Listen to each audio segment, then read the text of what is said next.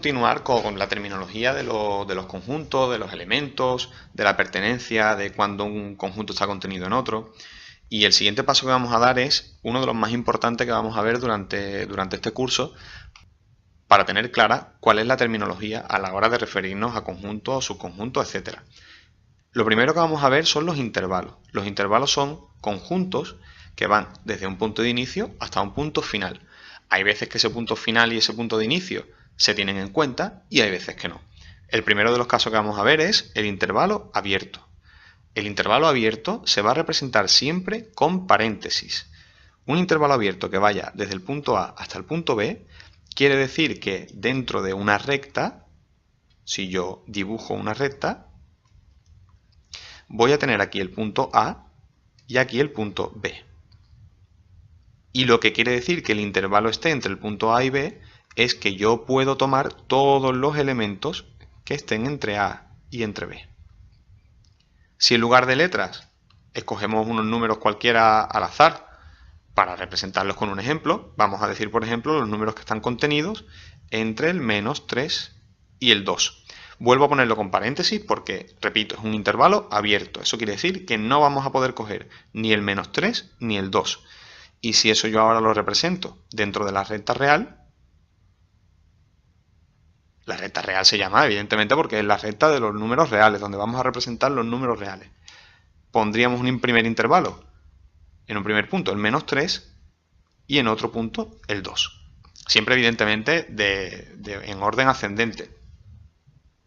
Y lo que quiere decir, nuevamente, es que yo aquí podré coger todos los valores que hay entre el -3 y el 2.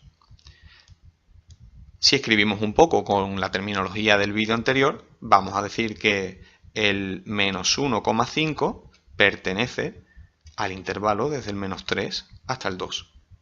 Que también el 0 pertenece al intervalo entre el -3 y el 2. Y que, por ejemplo, el 7 no pertenece, el no pertenece lo tacharemos, al intervalo -3, 2.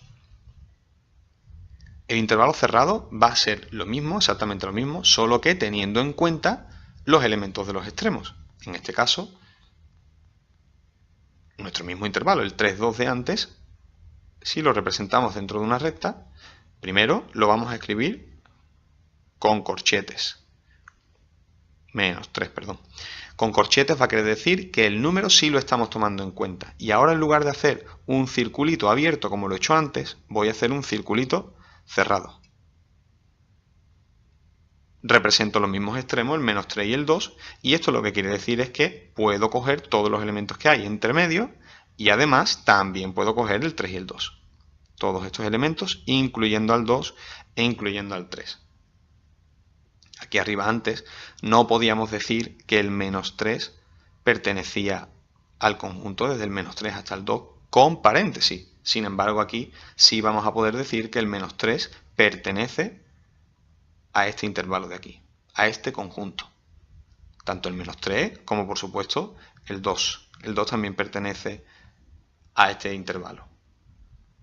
Ni que decir tiene que todos los elementos que están entre medio, también el 0, el 1, el número 1 medio, también, todos esos.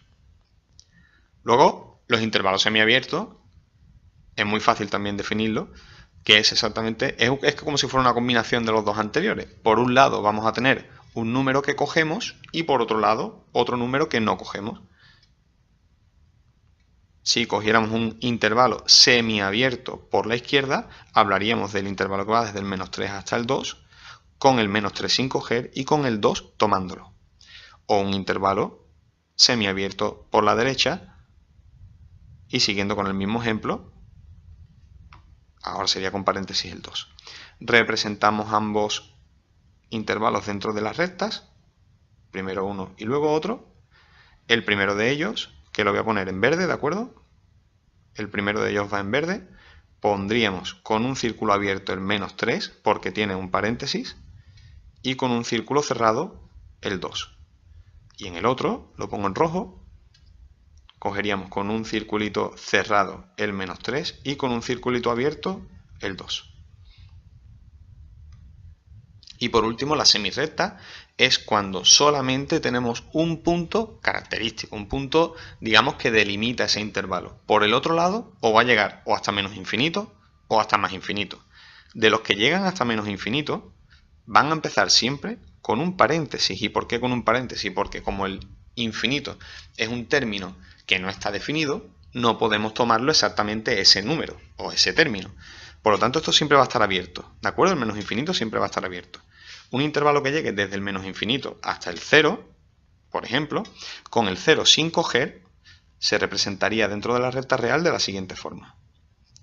Se representa con la recta. Aquí, como el 0 no está cogido, representaríamos aquí el 0 y diríamos que esto continúa hacia la izquierda, hacia el menos infinito. Esta de aquí sería la representación de esa semirrecta. El mismo intervalo, pero tomando el 0, con el corchete, simplemente tendríamos que colorear el circulito.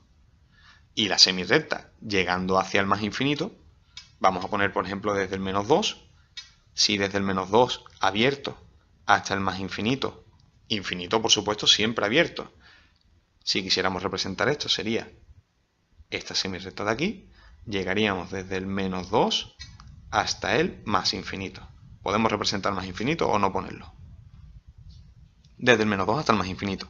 Y si quisiéramos coger ese mismo intervalo, pero cogiendo el 2, tomando el 2, simplemente rellenamos el circulito y punto. Y ahora vamos a tomar una cosa que es muy importante, que es la representación de los valores absolutos. Si quisiéramos representar, por ejemplo, el valor absoluto de x mayor o igual que 3, sabemos que estos son los valores. Vamos a representar primero la recta. Sabemos que estos son los valores cuando x es mayor que 3 y cuando x mayor o igual, perdón, y cuando x es menor o igual que menos 3. Del otro vídeo que hemos hecho con el valor absoluto. ¿Esto qué quiere decir? Que tengo por un lado un intervalo y por otro lado tengo otro intervalo. El primero de ellos es que x tiene que ser mayor o igual que 3. Mayor o igual quiere decir que como también puede ser 3, voy a representarlo con el círculo cerrado. Y como x tiene que ser mayor o igual que 3, represento desde el 3 hacia adelante. Pero además, también tenemos que x puede ser menor o igual que menos 3.